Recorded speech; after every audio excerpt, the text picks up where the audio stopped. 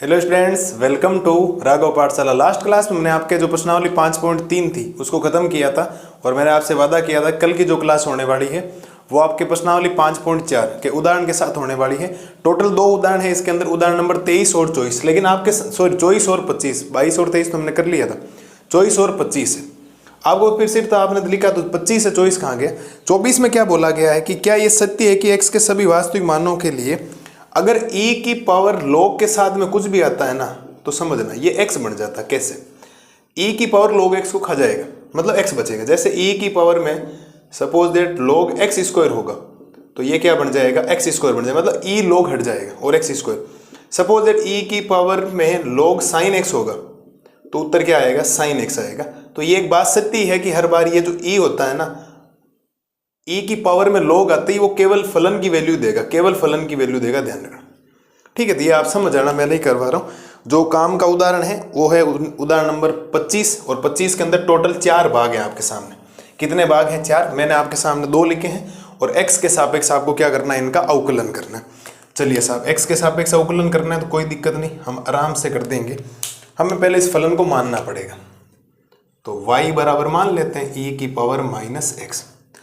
अब आपको x के सापेक्ष अवकलन करना, बिल्कुल करना है, तो आप लिखेंगे differentiate with respect to x। x के सापेक्ष e की घात माइनस x का। आपको सर आपने तो बोला था e की घात x का, e की घात x ही होता है। हाँ होता है, लेकिन जब e की घात कुछ और आएगी तो उस फलन का भी तो वापिस होगा ना। आपको सर यहाँ x है तो x, अगर सपोज e की घात साइन x हो गया तो मुझे पता है e की घात साइन x होगा, लेकिन साइन x का वापिस अवकलन नहीं होगा।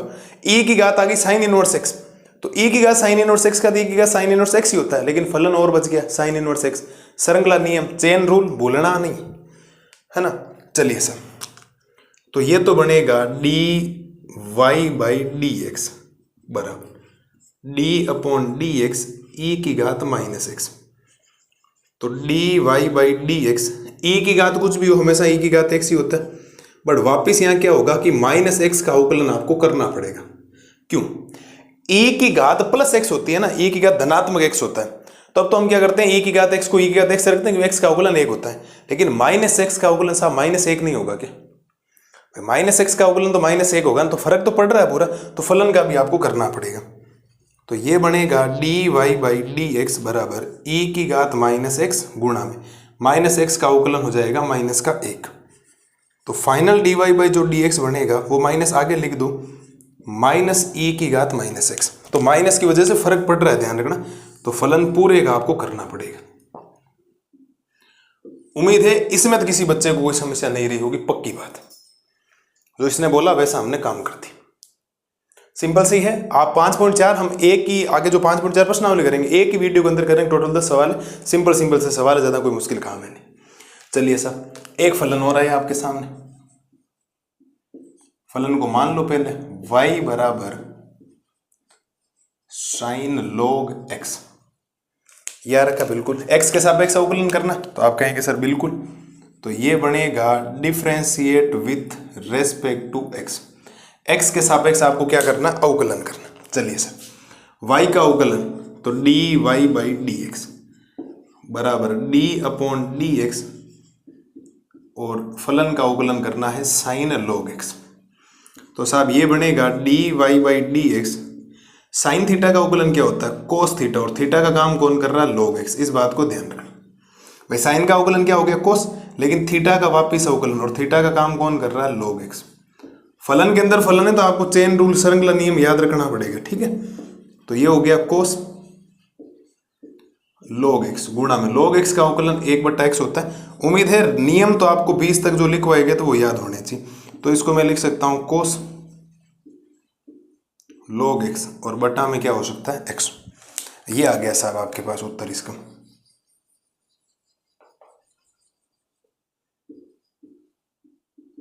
उत्तर माला मैच कर लो, चाहिए यही है, सेम टू सेम, कोई भी चेंजेस नहीं।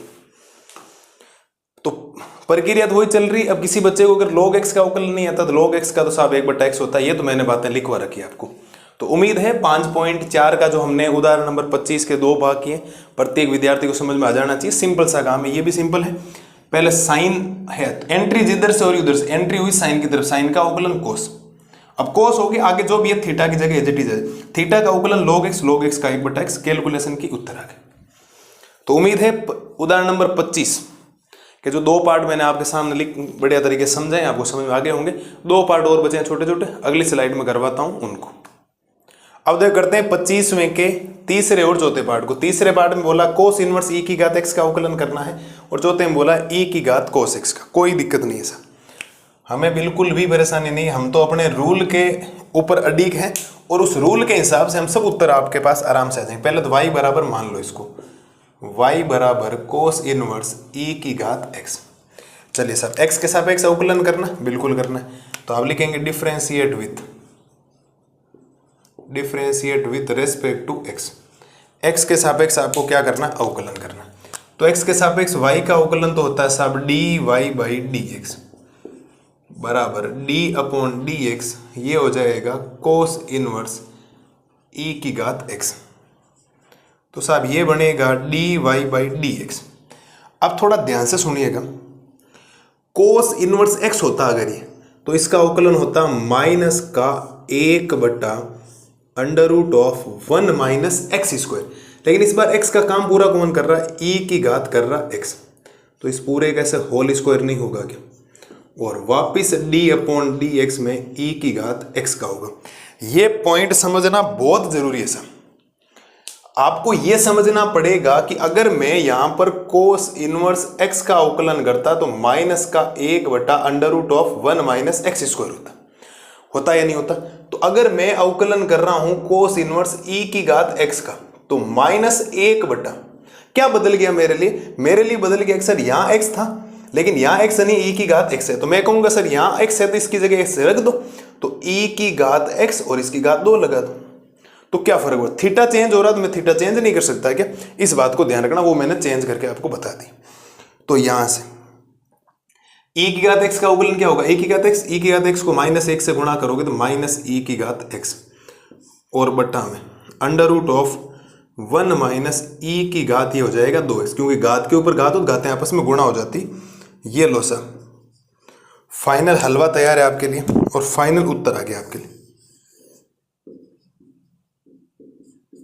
बोलो सर, कौन दिक्कत किसी बच्चे को, मेरे को तो नहीं लगता किसी प्रकार की कोई समस्या होनी चाहिए। देख लो, पहले तो कोस इनवर्स x का होता, कोस इनवर्स का होता है माइनस का 1/√(1 - x², लेकिन x का काम कौन कर रहा है, e की घात x, तो e की घात x का स्क्वायर होगा नहीं, क्योंकि x² की जगह आएगा e की घात x का स्क्वायर, और e की घात x का अवकलन e की घात x होता है, और e की घात x को -1 से गुणा करो -e की घात x, और 1 घात के ऊपर घात और घातें आपस में गुणा हो जाती। ये लो सर,